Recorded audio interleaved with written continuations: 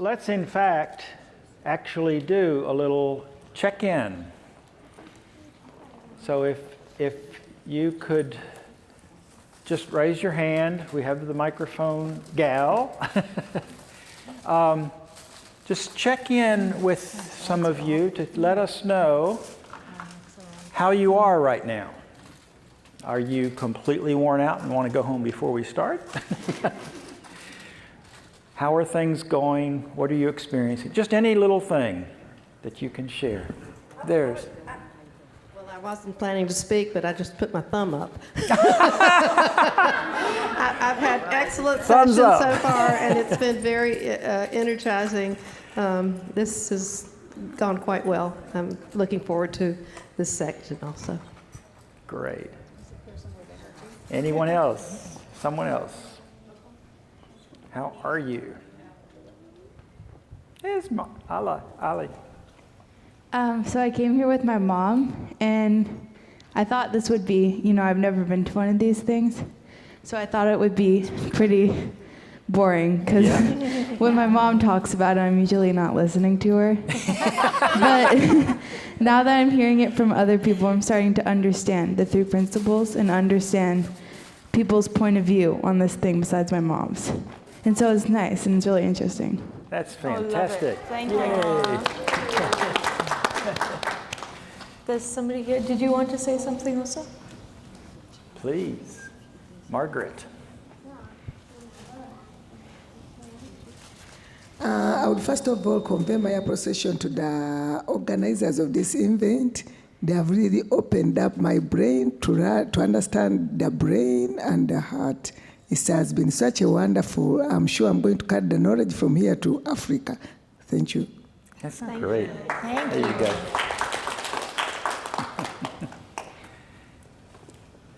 Anyone else? Yeah. So somebody can repeat that? Yeah, I'll repeat it. Okay, so this has been a very interesting experience for me. This is the first time in the past couple of years that I've been going to conferences that my independence has been stolen from me, so to speak, in exchange for a wonderful gift, my baby, which is keeping me kind of busy. Mm-hmm. I can look at it like, oh, this is devastating. I would just want to come in here and just listen to everything. Or I can just be like, wow, I get to take care of my baby when he needs me. How beautiful is that? He wants my love. Mm-hmm. And so does this one. Mm-hmm. And then I get to hear what I need to hear, because God, the universe, knows exactly what I need. Mm-hmm. And when, sometimes I feel like that tension in my body of ooh, I gotta be in my class. And I listen to that and I'm like, is that really the truth?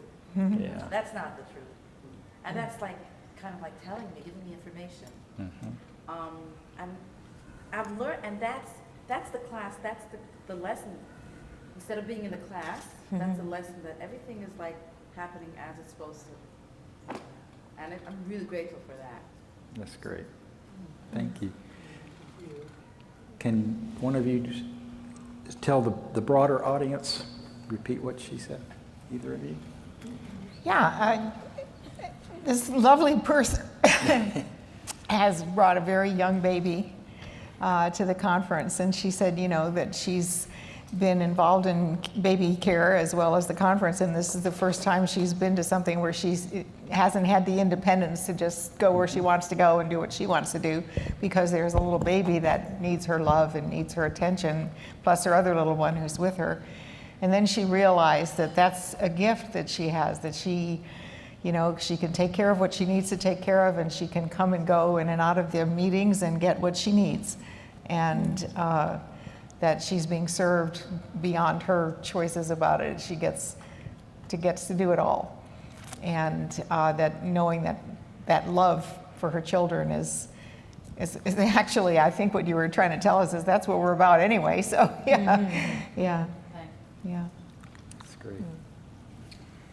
Anyone else? It's been a long day. And also, it doesn't have to be specific to our morning session. No. You've had a full day. Stuff has been percolating for you. Anything that struck you, or since this is the track where we're discussing trauma and violence, are there any directions that you want to go? Are there questions about particular kinds of issues you would like to bring to the table? I have a question. I'm just interested when you work with people that have stress and violence. Oh, okay. He's got it. So when you work with people who've been through trauma, violence, that kind of stuff, what does that look like, and how do you acknowledge that this really happened, but it didn't really happen, and really honor their process and tell them to get over it at the same time without sounding like get over it? You know, I'm just curious about that. That's a super question. Uh, Either of you, go for it. No, you go ahead. Okay. That's what I do. So, you know, my experience is that not talking about what's the trauma and the violence is the best way to talk to people, because what happens, and I'm kind of wanting to give a very brief experience of that, you know, I sometimes have women who come to me and they're in very abusive relationships, and they want to tell all the terrible things that have happened to them and how pained they are and so on, you know, and I will listen a little bit, but then I say, you know what, you don't have to talk about that right now. You just don't have to. I know you've had a lot of pain and trauma, and I'm sure you've told the story, you know, to people, caregivers and helpers, and honestly, what I want to talk to you about is so much bigger than any particular incident or anything that happened. And so let's set that aside for a moment, because I can see that it's troubling for you to be talking about it. And they're usually tremendously relieved, because it's really just a habit of visiting a psychologist that, oh, they're going to want to know the whole story, you know, so I got to start from the beginning. And most of them go all the way back to their mom, you know, and you know, when they find out that that isn't really what our session's going to be about, it's not going to be about what's wrong. That it's not disrespectful. I mean, I'll listen in the beginning a little, and then I can see that as they start to get more agitated and more pained as they're talking, I can say, you know, you don't really have to do that, because my goal is not to see you get more upset. It's not the point of a session is for you to get so upset that, you know, now you leave crying, you know, it's not, that doesn't work. And so I'll ask them something random, you know, it depends. I mean, whatever occurs to me, and we'll just talk about life.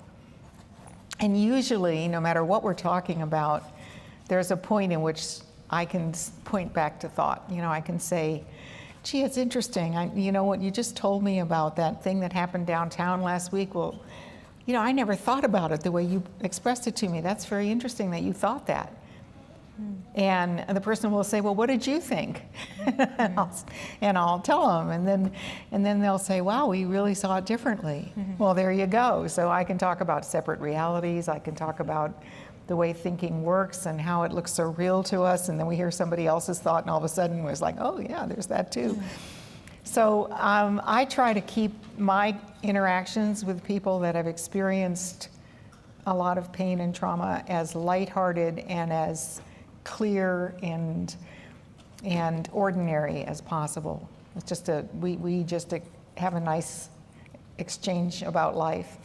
And with the young women that I worked with for a long period of time with, who had been prostituted, you know, I never asked any of them anything about it. I know what that is, you know. I don't need to know how many men and how bad did he beat you and all that. I don't need to know that. I know they've been through hell. And why would I care which particular kind of hell it was for any one person? So, you know, and a lot of them have said to me after a few weeks or a few months, you know, you never asked me about what I did on the street. And I said, no, because I'm here to talk to you about what you are and where you're going. I don't care where you've been. You know, and that's freeing too, because what difference does it make? They're in a program and they're safe and it's over, and you know, why continue to think about it? And there's nothing to be gained from going over and over something that's painful for people. So my goal always is to have people leave the session feeling a little bit lighter, a little bit more hopeful, a little bit more confident in their own well-being. And you can't get there by going over the pain. Yeah. What about like when some people, like they're telling their story and they just don't want to be interrupted, they don't want to be stopped. Do you let them do that, or? I've never known anybody that really wanted to do that badly. You know, people get into their story and they're very caught up in it. But usually if I can take a moment, if I can interrupt for even a moment, and usually, you know, because I'm the person that's running the session basically, I can say, could you stop for a minute? You know, and they will, because they're respectful. People are respectful.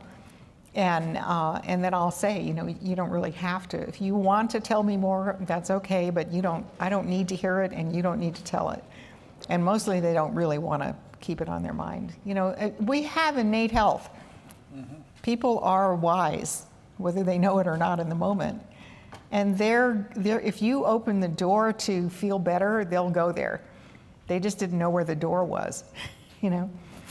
So, well, no. In that context, I'm done, yeah. This is a slightly different context that I'm going to speak about, in that it's outside of the context of a professional coaching session, right? Because in many ways that has kind of different rules in a sense, whereas if you're having a conversation with your mom and she's going on and on, it's different, that you're not probably going to have the same leeway as in a coaching session where people have come explicitly to you for help, right? And a lot of my work is in situations like that. It's sometimes with leaders, sometimes with policymakers, sometimes with where, I mean, explicitly my job is not their well-being or their mental health.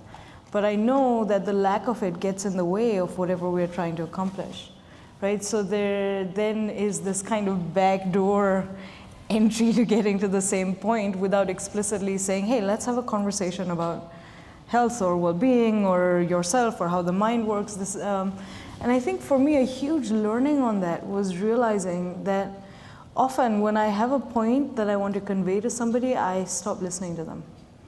I mean, it's appalling how frequently that happens. But it's true. When I realize, like if I see somebody and they're acting up and I'm like, oh, if only they knew where all of that anger was coming from and they stopped pointing fingers, they would be better off. Instantly, I have completely stopped listening to them. All I can hear is that like, oh, they would be better off, they would be better off, they would be better off. I can't hear them anymore, right? And in that loss of listening and connection, I've lost my opportunity to ever impact them. Because until I can be present with them and connect with them and hear them, I have no clue what's a way I can say something that they can hear, right? I've got this fixed idea in my head that I'm going to say this to them and then they'll be changed. But of course that doesn't happen, right? So for me, there's been a huge learning curve on listening to people whose opinions are very different from mine, who might do things that I would just say is bad behavior, that just professionally you should just not be doing, right? But it's profoundly unhelpful for me to be in that place where I'm like, yeah, you just behave badly. It's unacceptable. Change. It never works. It hasn't stopped me from trying. But it just doesn't work, right? So there's to me nowadays more and more an invitation to listen when I start to get that sense that they are so off target. They are so off target that I have completely stopped listening to them, right? And in listening, I find that often people will give me a doorway to that conversation. They will give me an entry point, right? So there's a group of young girls that I work with, all of who have been through difficult things, right? And it's a leadership and mentoring program. So sometimes there's space to directly talk about this, but often, so they come to meet me, you know, in my talk, I think yesterday I talked about like this group who we meet for policy making, right, on a particular issue. So sometimes they come to meet me at that office and I take them all out for lunch. So it had happened a few times in those 13 weeks that they had come, and they were standing outside where there's big windows over here. In here, we're all yelling and arguing, you know. And then I would step out, and then the next week they would again meet me there. And at some point, one of them said, "Why the hell do you keep going back? I mean, it's clearly unpleasant. I mean, you don't enjoy it. Why do you keep going back?" And it was a perfect doorway to a conversation, to let them know that what was helpful for me in that situation had been to realize that no matter how upset I got, and no matter how much it looked like that guy was making me upset, I know it can't be him. I know it can't be him. So I don't save myself from anything by just not turning up to that table, because the cause of the upset is not on that table, except on the chair that I'm sitting on, right? So it was a perfect doorway into a conversation. And it wasn't like I was like, "Hey, you tend to get really upset when you think about that, let me help you out." No, it was just something they saw that they were curious about. That was a perfect doorway for me to start to talk to them about thought and about the intensity that you feel, and finding new ways to explain to them, but following their interest and their learning curve. So I mean, for me, a huge lesson in kind of informal ways of sharing the principles has been about listening, and about actually how much I really don't. How much I just get caught up in this idea that I have an answer, and if they knew it, they would be better off. That I don't see them, I don't hear them, and it prevents me from doing the thing that would be helpful. Yeah. But to add to that, in the last session we had, you asked a question about when you don't know what to say, and I said, listen, listen, listen, which I agree totally. I loved what Mahima just said. But in my role as a person who's counseling, it pains me to see people suffer in my office. Yes. I mean, I just don't. I don't bring them in there so they can suffer some more. And so I want to listen to them talk in a more normal, about more normal stuff. And that's why I might interrupt somebody and bring up a new way of talking, and then I'll listen. So until something hits me. So like if somebody's talking about, I might say to a woman who's been on and on about her husband, "Well, so how are your children doing in school this year?" When they start talking about their children, and I've never seen a mother that didn't light up a little bit when they talk about their children. And then when they start talking about their children, that's when I go into deep listening, waiting for a moment to say, "Oh yes, that's so interesting that this happened or that happened," or point out something that takes us towards the principles. I wait for that moment, which is important. But I think there is a distinction in, depending on what they think they're coming for, because when I was doing corporate consulting, I had more the stance that, okay, I'll listen until they're done, because it's disrespectful not to, but I wasn't watching people weep and, pull their hair out. I was listening to people complain about their coworkers and their job, and, I can handle that. That's not suffering, that's just annoying, but being annoyed rather. But, I think the people that I see that are so deeply traumatized they'll never see beyond it until they calm down and have a chance to look somewhere else. The more they talk about it, the worse it gets. That's the problem with most of the treatment for PTSD, is that they just go over and over and over the same story. Yeah. I'm actually a massage therapist, and I do energy work, and specifically with people with post-traumatic stress. But the more that I learn about the principles, the more kind of conflict I have within myself about this sort of going in, this idea, which is, makes a lot of sense too, of the mind-body connection, and that we store in our bodies trauma. So there's a lot of therapies that go into that trauma believing that it's a physicalized thing. And so, not that we're here to talk about somatics, but it's just, it's a place where I really am questioning my work and how to be most effective, and really sort of wanting to move away from this whole idea that we have so much stuck in our bodies, and we have to go into them and tell me your whole story about your trauma, and then we'll move it on out. I mean, I don't know if you have anything to say about that, but it's hard. Do you want to? I can make a response. Yeah, No, go ahead. please, go for it. respond. I'd love to have you guys talk to each other. This is not an authoritative response. Unless it is. Unless it is. No. I've been meditating on this kind of thing for 22 years now. When I first started to study mind body therapies pretty seriously, and I started to do pretty in-depth work that's still probably goes under the title of Brain Gym, which is a version of applied kinesiology. And to my mind, the little bit of association I have with folks who do, what's his name's? Peter Levine's somatic experiencing work. My strong sense is, any kind of trauma would absolutely flow the way it flows with any other mammal, and the thing that keeps it stuck is thinking. The thing that keeps it stuck are these terrible emotional, energetic, reactive cycles.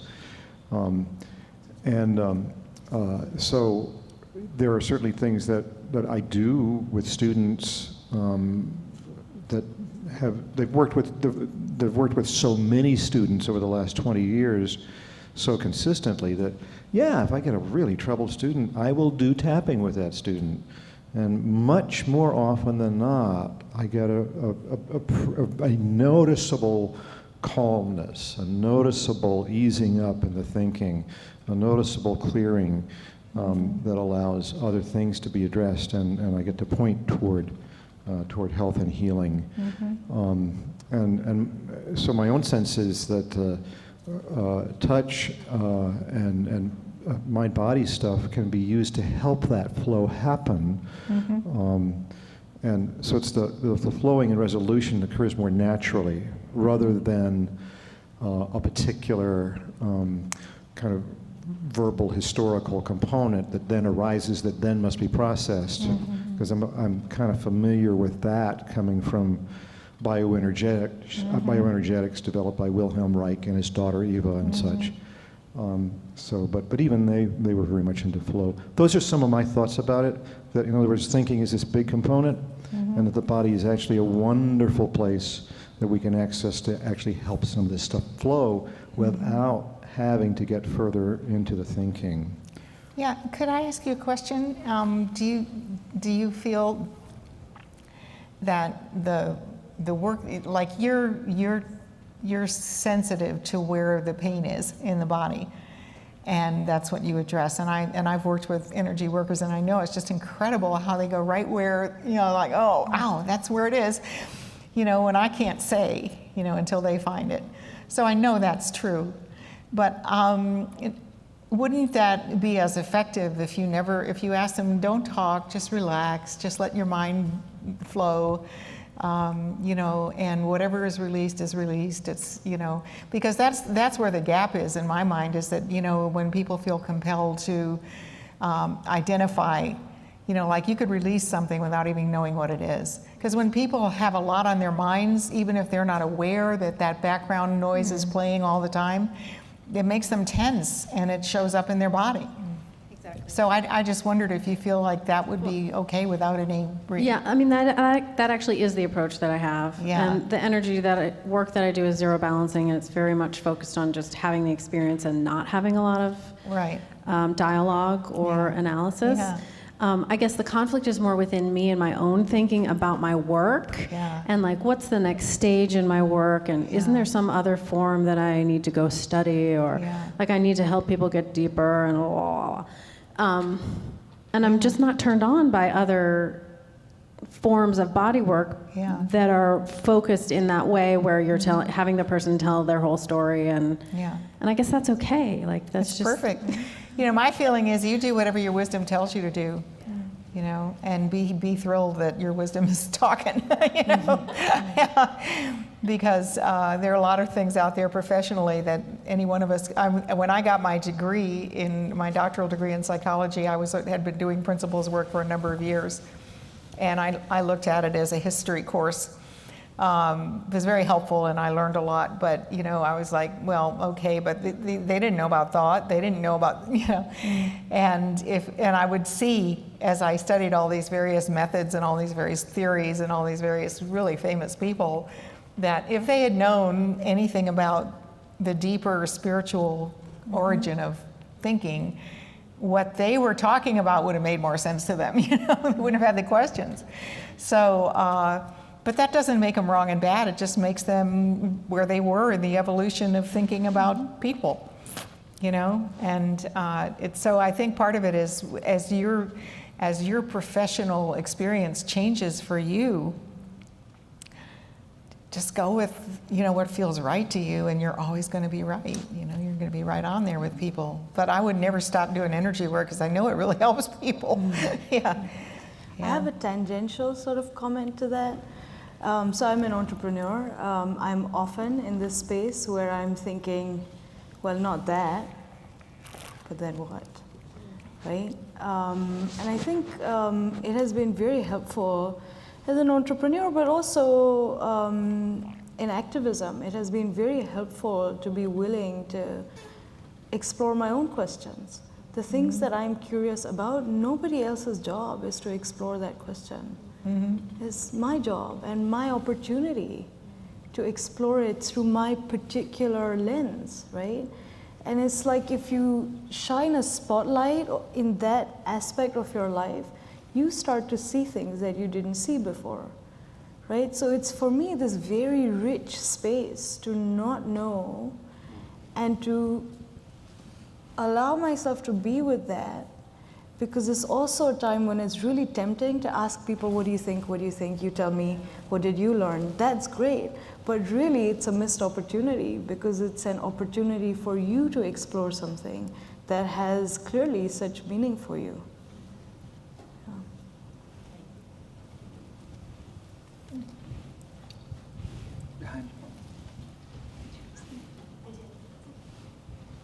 She doesn't know where to go first, yeah.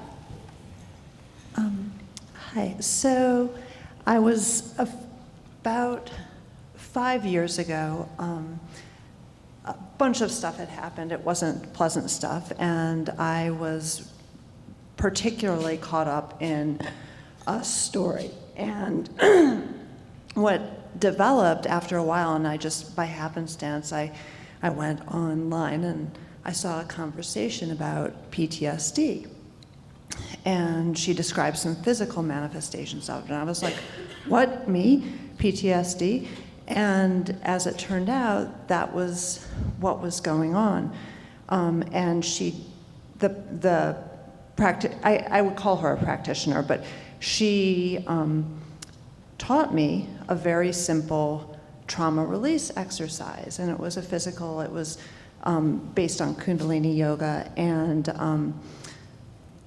I don't think that I could have let go of that story or any of the stories because I mean, I was like this all the time. And so that physical piece did allow me to give me the space to back away from my thoughts around the story and that was done to me. That was a bad thing. They were bad. And so for me, the value of partnering, you know, the physical, energetic, and just even personal trauma release exercises was very, very important. So. Yeah. Could you hand the mic to the person behind you? Yeah. Thank you. I was just thinking how when almost everybody is speaking, like something similar is coming to my mind, which is just that we can't get out of living in the world of form. No, because we are form. We are form. Right. And so Of course. Like all of these things, like everybody has their own, we can all share something about what we've done, and it looked like we were doing that to cope with something, but when we say we did it to cope with something, that's the story we made up. Yeah, that was the thought. Yeah, and so it can all be true at the same time, that the principles are still at work, and that we can see more about the formless nature of life and the universal truth, and we can't get out of this world of form, and so we're all going to have things, and wisdom can point us to anything that makes sense, and that's part of our journey. And it's not that it does or doesn't help us, it's just that it is happening, and we're having life and moving forward, and however that is happening, for me, I've found so much sense making in the universality of understanding my experience beyond the words, and looking toward the formless, and understanding the role of thought and mind. Yeah. Could I briefly tell you a very brief little incident that illustrates that, you know, whatever we think is going to help us is going to help us. You know, it doesn't really matter what it is. If I have the idea, oh yeah, that's going to help me, it will. And if I don't think it's going to help me, it won't, no matter how good the person is who's doing it. But so I was doing a veterans group, and they're allowed to bring family members if they want to. Mostly they don't, but this one gentleman from the Vietnam era brought his wife with him. And so I was talking about, I think I was talking about how change happens very quickly when you're in the space to allow new thought and so on. And his wife raised her hand, and so I said, yes, what would you like to ask? And she said, no, I don't want to ask, I want to tell. And she said she was is it aromatic therapy when they run the various herbal essences under your nose? Well, she does that with her husband and his friends. And she uses various essences, and she said, she made a big plea for, you don't need to go into all this stuff about your mind and everything, just do the thing there with the, and I said to her husband, I said, why do you think that works for you? And he said, well, let me tell you something, honey, there was never any lavender at war. So here's what worked. He smelled the lavender, and for a moment, and that's all it takes, his head cleared, and something happened. His mind went somewhere else for a minute. Now, I don't know that his wife would have liked that explanation. But So I have to respond to what you just said, because when you first started talking, the first thing that popped into my head was, oh, that's why when I want to tell people about essential oils, I kid you not, before you said that story, it doesn't come across in the same way as my friends. Because for me, I don't care whether I think something's going to help me or not. I just like using them. Well, that's and good too. I don't really care whether whatever happens. I'm just like, if it makes sense to me, I'm going to do it. And if something improves, I haven't actually done that thing you were saying. If you think something's going to help you, then it will. I don't do that with my thinking about the essential oils, right? And so that's what I was thinking. I was like, oh, but then I have all these friends who they think this is working and this is so powerful, and they're so passionate. And then the next thing out of your mouth was that story about essential oils. And I love when those moments happen. Yeah, that's really cool. And I thought it was great what her husband said, because it wasn't disrespectful. He's willing to accept whatever would, in the moment, take his mind elsewhere. But everybody in the room realized that that's what happened. His mind went somewhere else, and whatever works, that's good. Yeah. I love the and. I love that, and I have to say, someone just told me I had to find you because you were so wonderful at zero balancing. I was hurting, not been feeling well. I've been considering all this for a long time. I'm also a body worker of 25 years more, and I work with the principals, and I also used to have multiple counts of PTSD. So sort of on all arenas. I've been sort of contemplating this. And I love what you just pointed to, because I've been feeling that way. Like in seeing the energetic and the spiritual side of life, it doesn't mean discounting or disrespecting that we're in form. And but what I've been seeing is that, like Sid used to point people to nature. Well, that's outside in, that's like, but there's in form. It feels to me like wisdom takes care of form also. Wisdom comes and says, okay, this is what I need now, and this is what I need now. And what I realized at one point was that, because for a minute, longer than that, for a little bit, I was like, I don't know about this bodywork stuff, like there's nothing wrong with me to fix, there's nothing, okay, so, but then I started seeing, hey, like,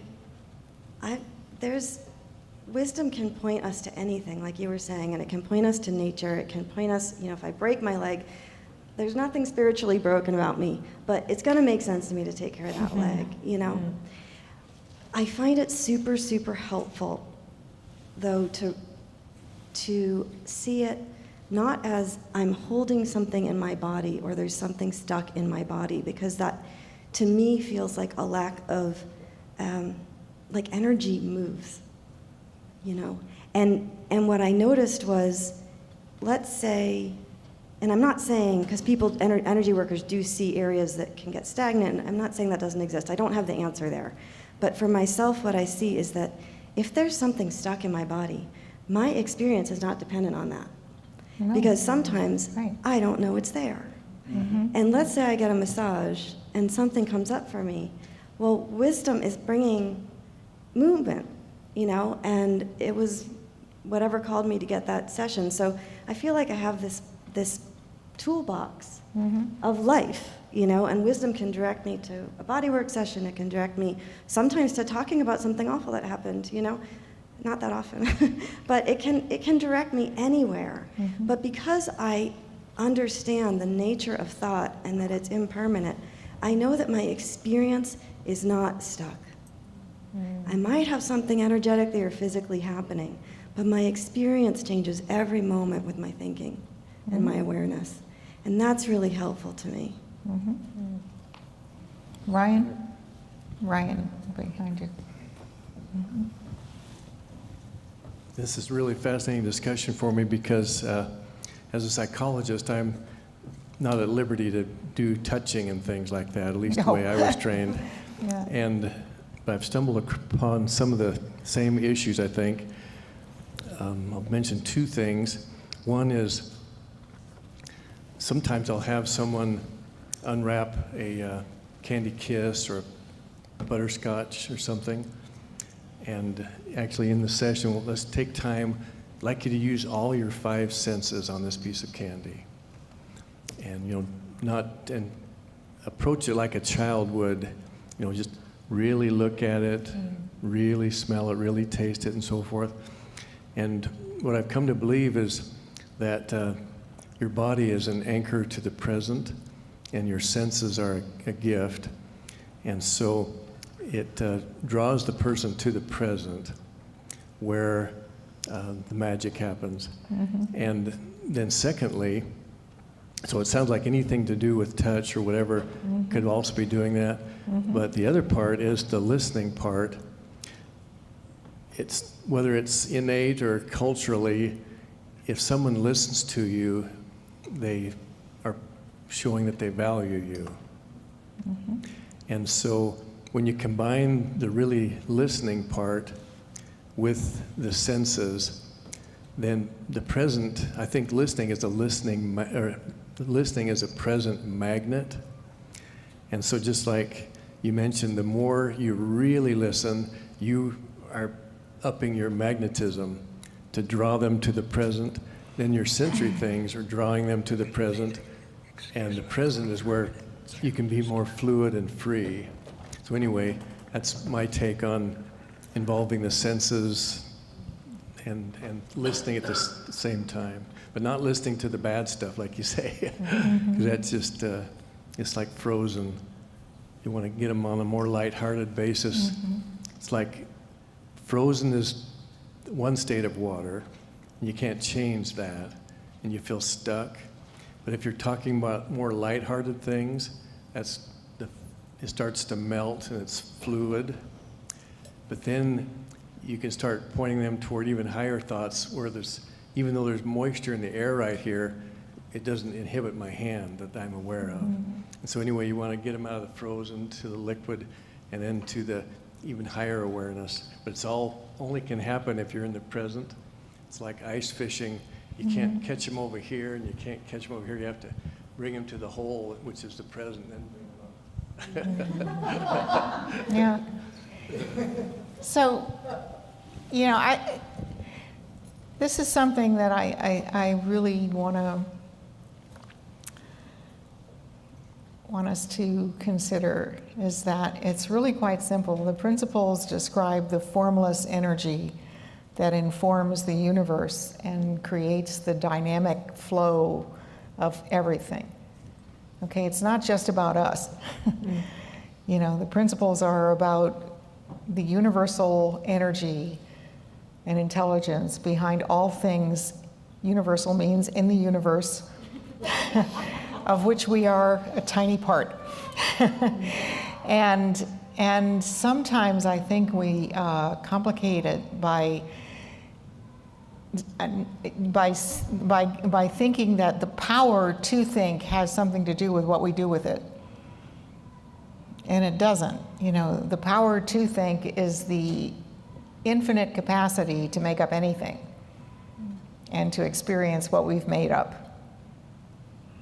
And when my experience is when people see that power belongs to the universe of which they are a tiny part, they don't care what they make up. You know, they can make up anything. Like, it doesn't matter. All of a sudden, thought is just it's like if you stepped into a bad movie and you thought, you know what, I'm going to go to another movie because this one sucks. You know, so I'm leaving this theater and I'm going to go next door because this one I don't like. You know, and they have the freedom to do that. Whereas before that, they would say, I paid my money, I better sit through the damn thing. You know, and honestly, it's really that simple, that as soon as people feel the power of what drives us as human beings to continually think and think again and think again, the content, all of the forms don't mean as much. And that's why when you're, you know, like how I remember one time I was doing a training with George and Linda in La Conner. I was working out there and I had a really bad toothache and it was the weekend in La Conner. There's 850 people that live there, only one of whom is a dentist and he takes weekends off. And so I couldn't go to the dentist and I had to be there because we had all these people. When I walked into the room and started talking, my toothache completely disappeared. It just disappeared. When I left the room and went into the break room, I was like, oh my God, because I was back in myself again. And that's kind of like that, the whole mind-body connection is your feeling state goes where your thinking takes it. And when we're thinking about pain, we experience it more deeply than when we're not. And I recently had a knee replacement, and my doctor was really proud of me because I was really aggressive about my physical therapy, which helps, you know, when you're trying to get well. And he said, how do you do that? He said, all my patients are always whining, like, I don't want to do it. It's hard. It hurts so much, and I have to really incentivize them. And he said, the physical therapist told me that you're like always asking for more. And he said, how do you do that? And I said, well, I'm thinking about my trip to Scotland in 10 weeks, and I don't care about the pain. That's not on my mind, you know, because I really wanted to be well enough to get on that airplane. And I could care less how much it hurt. That was temporary, you know, because my goal was elsewhere and my thinking was elsewhere. And we all do that all the time. That's how we forget to pick up the dry cleaning because something more important was on our minds. You know, and it's that simple. And sometimes I think we want it, our intellect gets hold of it and says, well, there must be something more to this, you know, but there really isn't. It's like we think because we can, and that's what we do. because we're part of a universe that's a thinking, dynamic, energetic flow of everything.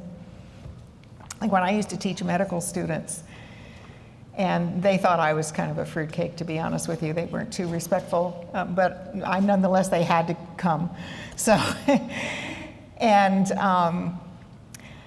that was fine. You know, I didn't mind what they thought, but I would start often, not always, but often with the question, so how many people in here, if you walked into a room and there were several people in different states, could tell the difference between the living and the dead? And they were like, oh, gee, she's an idiot, you know. So they all would raise their hand, and I'd say, great, what is it? What is it? Well, they'd say, well, you know, when you do the heartbeat, I said, no, you walked in the room, and you said you could walk in the room and look and tell the difference between the living and the dead. So you don't have the heartbeat, you don't have the thermometer, you don't have your hand on their pulse. You're looking at these bodies, and you told me you could tell the difference, so I want to know what it is. They couldn't tell me. But it's the spirit. It's the human spirit is no longer there. And you can feel it. You can feel it. They don't know they can feel it, but that's what they're seeing. They're seeing the realization that the energy that informed that human being is no longer informing it. Now, there's still energy present, breaking up the molecules and everything, but the energy that created the life, that is the human life, is no longer there. It's not up to them to decide where it went, but, you know, but that's what they're noticing. And when I would point that out to them, you know, sometimes they would be it would change their attitude a little bit. It's like, yeah, oh, yeah, okay.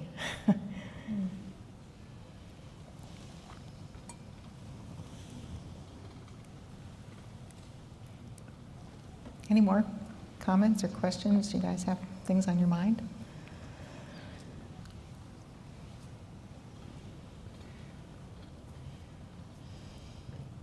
I'm new. I'm completely a novice to this. Sharon had me come, and I'm glad I came. Welcome. But you know, this conversation is bringing up a lot for me in respect to animals. And animals are my biggest teacher in my life, animals and children. And I've done work for many years in Massachusetts and here back home with rescue and neglect, abuse, that sort of thing. And you know, what comes to mind is that we don't rehabilitate animals by talking and having them relive their abuse. No. You know, we don't take them back to the alley where they were, or you know, we don't do that. Exactly. And you know, and we just rehabilitate with consistency and love and companionship, and they respond to that. You know, and when just listening to this conversation and listening when you were talking about body work and everything, you know, I think that for them, and then for me as well, throughout my own, you know, therapy career, personal therapy career, you know, many of the times I would go to an animal, and that was when I would feel better. I would smell them, I would hear them scratching, hear the jingling of their collar, their hooves, touch them, you know, just inhale that scent, and that would calm me.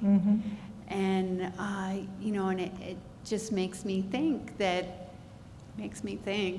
you know, we overthink so many things and make them complicated. And, you know, and I see that at school with the kids, you know, they have a fight and then the next thing you know, they're playing together. You know, it's done, it's over. They move on.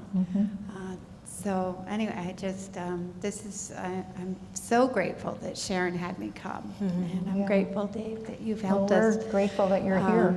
You know, so that's all I had to say. And also thank you for saving animals. I'm a big adopter of rescue animals, and I love that. And when my knee was healing, my cat used to sit on my knee and purr. You know, which he never does, you know, during the day. So.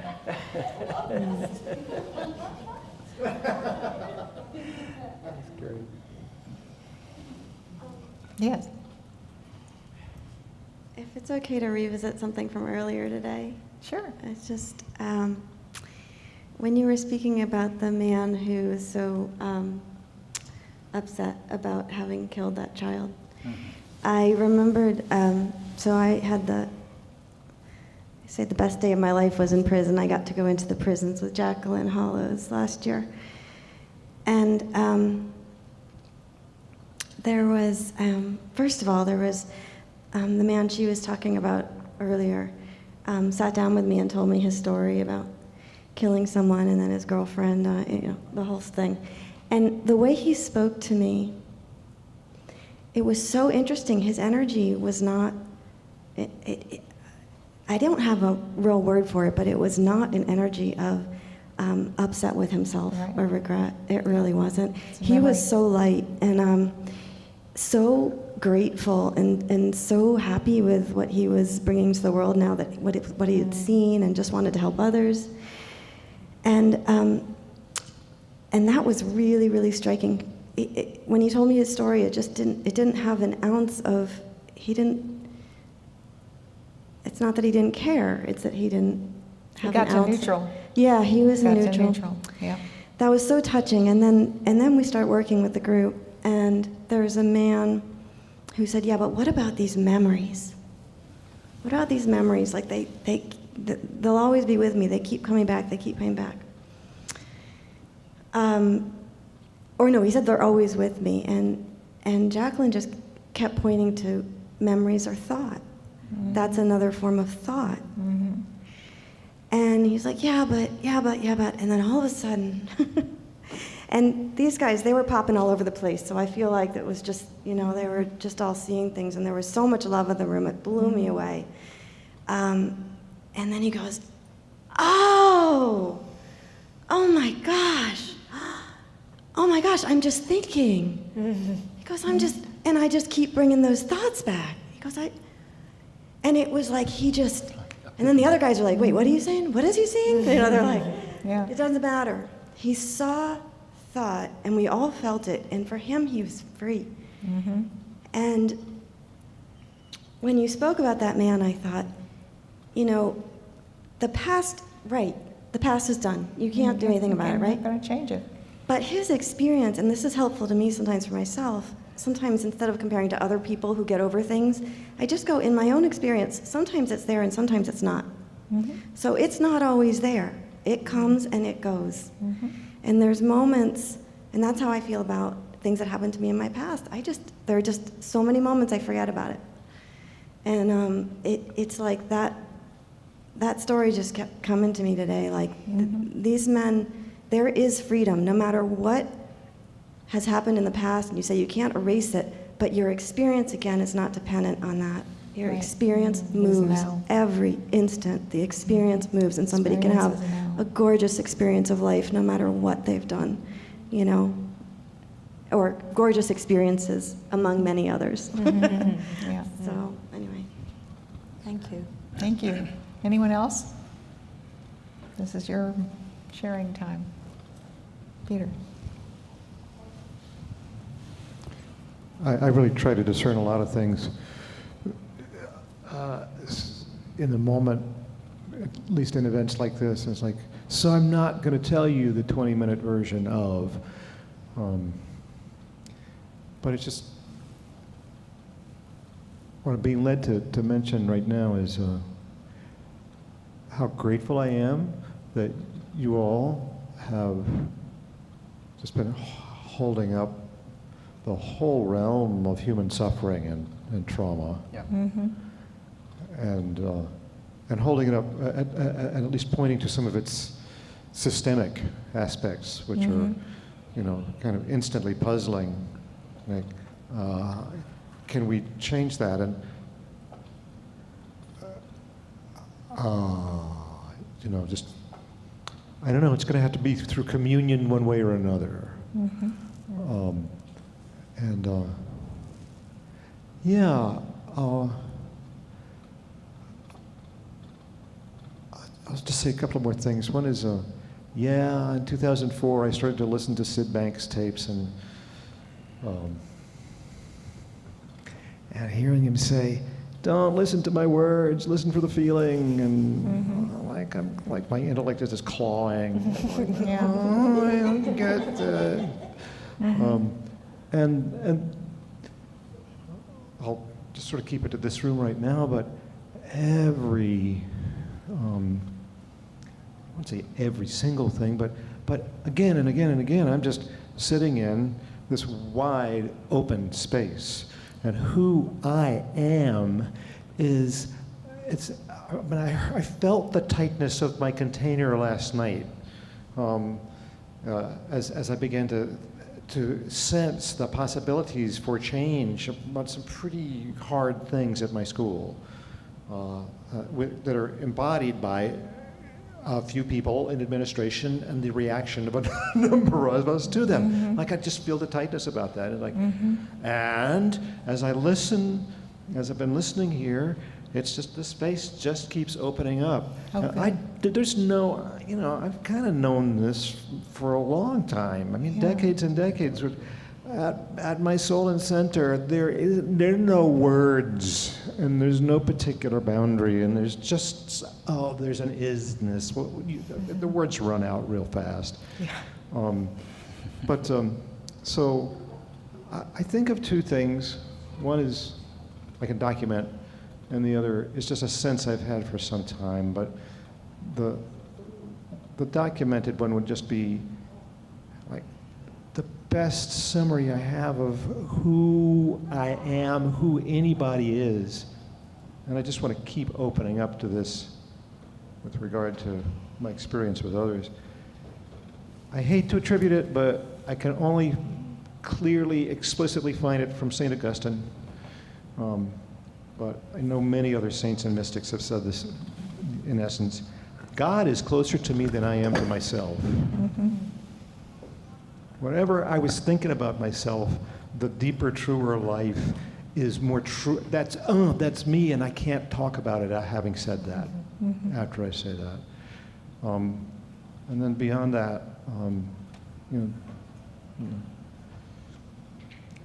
two things. Just Julian of Norwich just keeps coming up.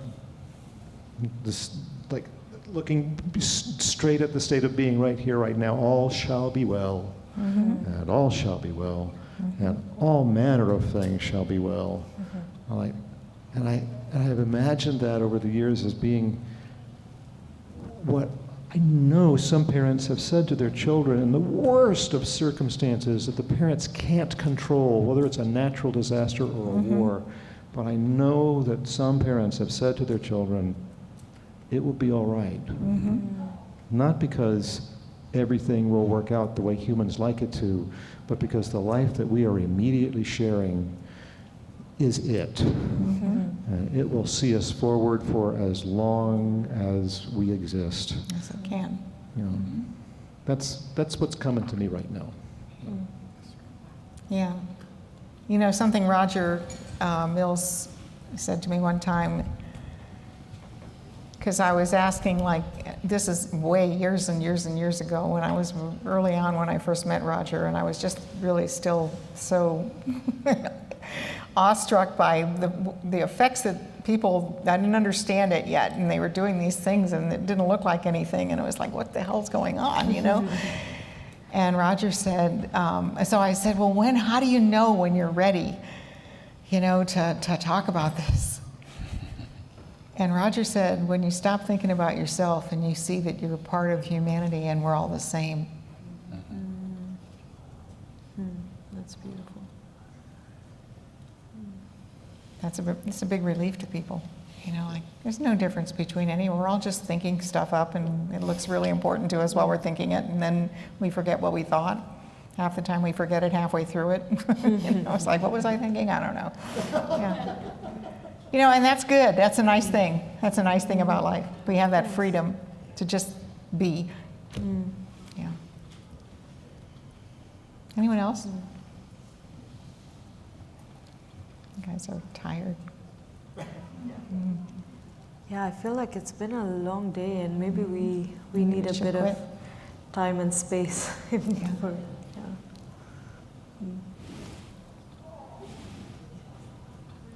Okay, Heather. Heather.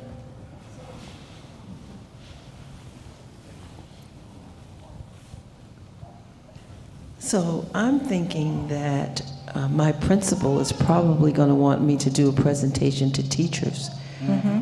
And I'm saying, what can I say that would not have them saying, oh, I mean, because I've taken a few notes, but I'm trying to listen and feel what you all are saying. And if I don't want to say reduced it, but if I put the lowest common denominator, highest common denominator, and say it's really all about love, us expressing love and looking in the child's eyes that is being very disrespectful to me and figuring out what I can do to show them love. I think they would really want to just kind of kick me out of the room. You need to chat with Dejan about that because he knows better.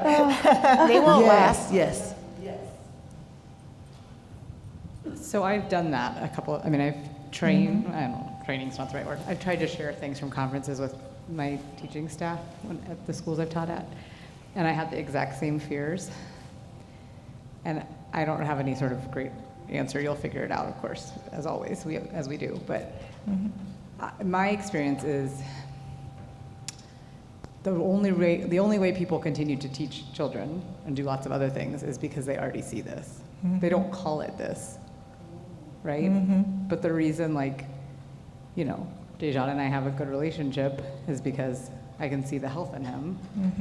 And he can still annoy the crap out of me sometimes, right? But I still can see the health in him, right? And and I think teachers who stay in teaching, so there might be a couple at the school that are not seeing that so much, and they may not stick around that long. But I think the people who do stay in it see that's why they teach, because they see the health in kids, and then they get bogged down by all the other stuff and all the rules and policies and stuff. But I think they know this, or they wouldn't be there. So I have found when I talk to teachers, just assuming that they already get it, because they do, they just don't call it that.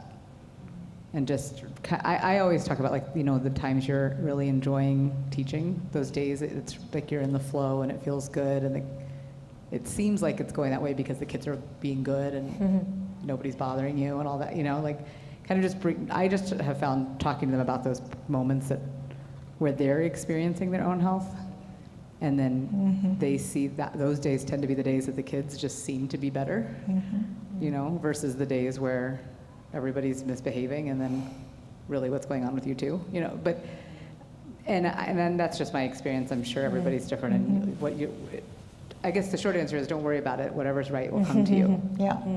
But also knowing that I think the reason people go into education is because they already see that in kids. They just don't call it that.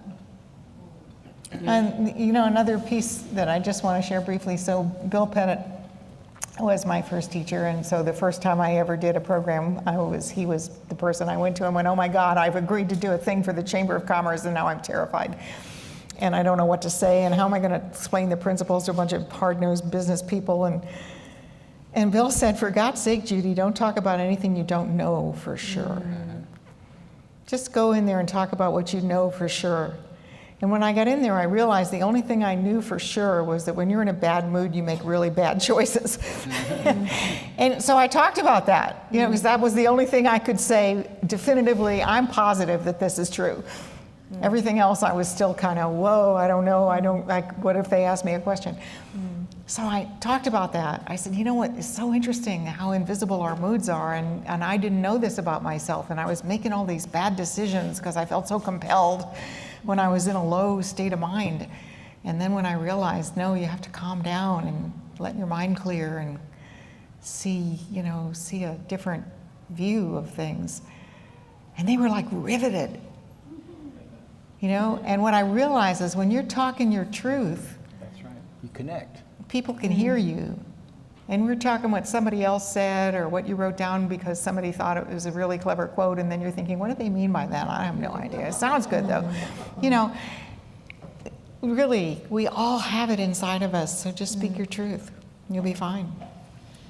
I love what you said over there, because that's me. I mean, I'm super new. I mean, it's not like I have even 5 years of doing this behind me, okay?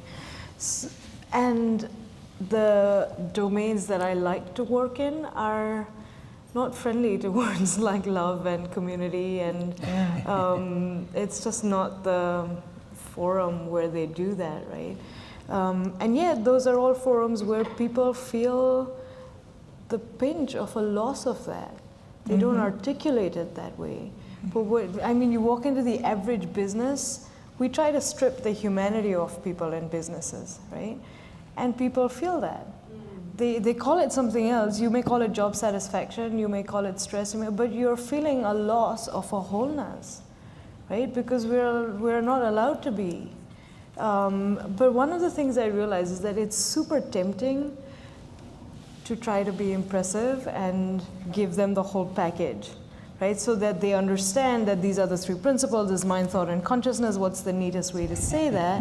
Because you get kind of drawn into wanting for them to get it, right? And wanting for them to get the whole thing. Because I mean, our learning of the principles, no matter how many years you spent in it, are glimpses, right? Yeah. And you could go anywhere with them.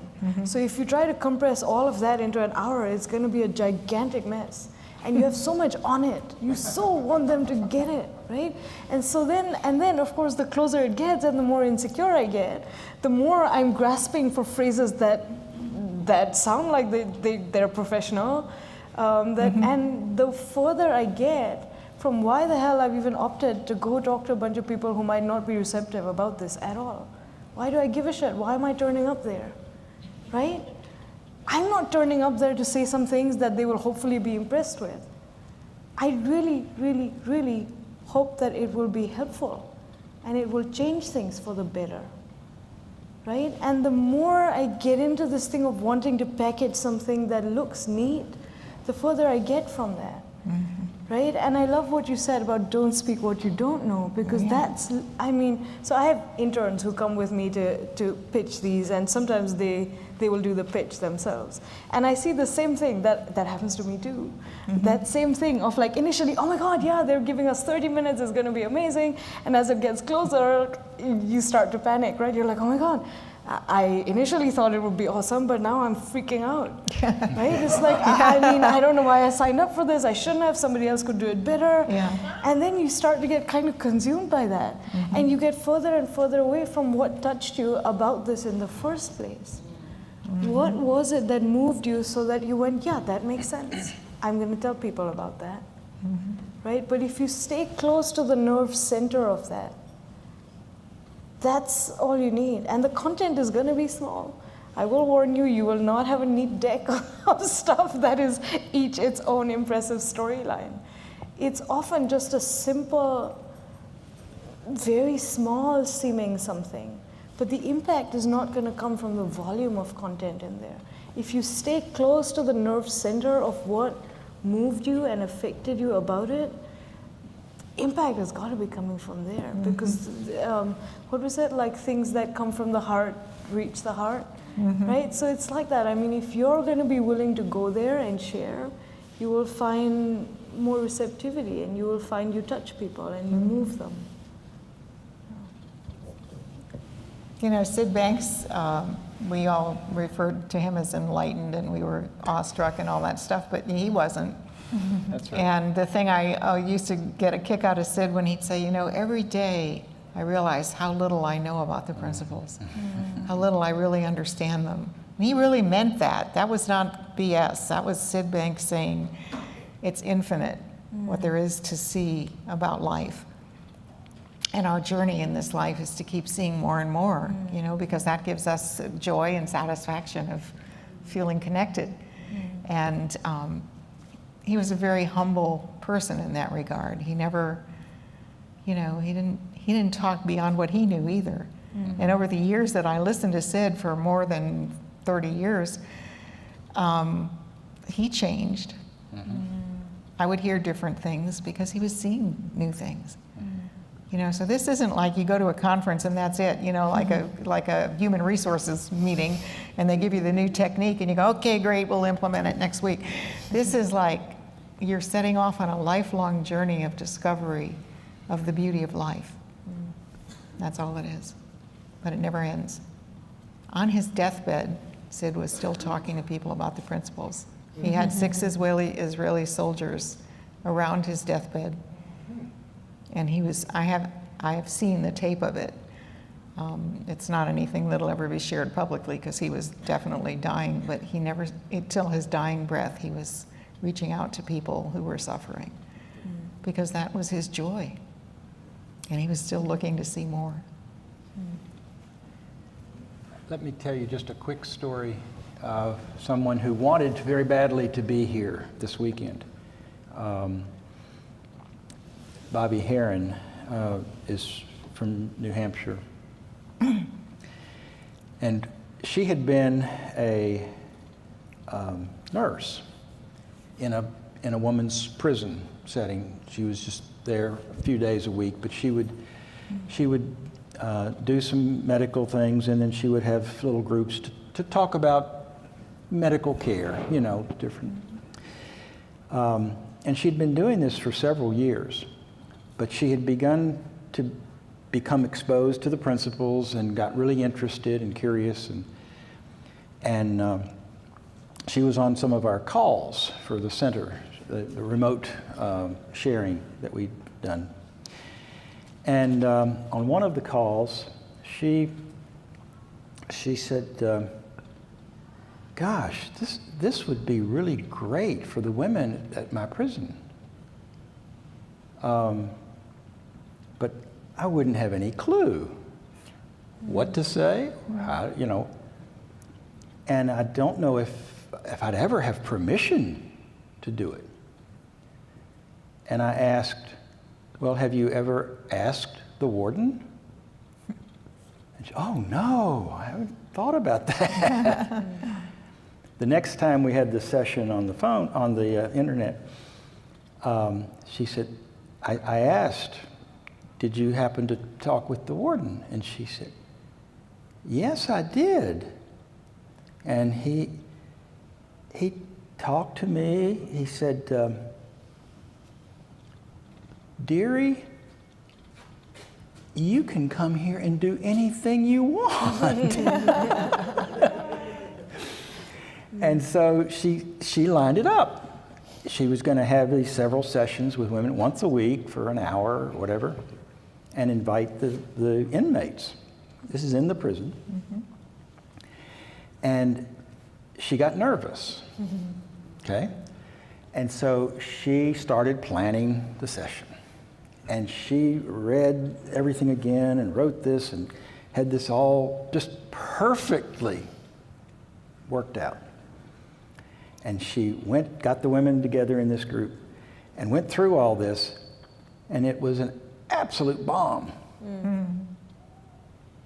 The women were, you know, it was, walking out. they were, you know, I don't want to be here. And so she went home, and for the next week, she said, oh, I've got to do better. I mean, they didn't like this. So she'd do again, figuring this out, what to do, how to write this up, and how to explain it, and got to get this right. And the second week, the same thing happened. And she just was beside herself. I'm failing, you know? She went back the third week, and she had prepared things. But when the women got in the room, it came to her. And we know where it comes from, it's wisdom. But she, you know, it came to her. And she put aside her notes, and she said to the women, okay, I want all of you to realize that for the next hour and a half, you are holding the get out of jail free card. You are not in jail for the next hour and a half. It was off the chain. It opened up all of those women to connect with her, because she knew what their biggest reality was I'm in this place. And if I can just get out of this place, I'll be in a different place. And so be open. I totally agree. You have to only speak from what you know. But when you do that in an open honesty with the group you're in front of, it's transformative. Almost without any words. Almost without any words. Right. Or beyond. Yeah. You know, I'm sorry. Hello. Yes, you got it. I wanted to respond to your question very quickly because I understand what you were concerned about. Because when I was teaching in academia, I just did what I did. And two things came to me. Number one is I had to do research to get my doctorate, and I decided I was going to interview some of the faculty to find out what is it that you do in the classroom to support your students so that they can move forward. And it was wonderful listening to each of them about their lifestyle, where they grew up, where they went to school, what they studied, what their approach was. And now I'm going to add something else to that. I hope I don't lose my main point. No, two more things. It's in my head. The last semester I was teaching, when I moved to Florida, I started teaching part-time in Tampa because I love teaching. And I remember the last semester I was there, I've said this before, so some of you are hearing a repeat story. I had an Algerian student who was a retired French teacher, and he was much older than me. He said to me one day, "Do you know why we do so well in your class?"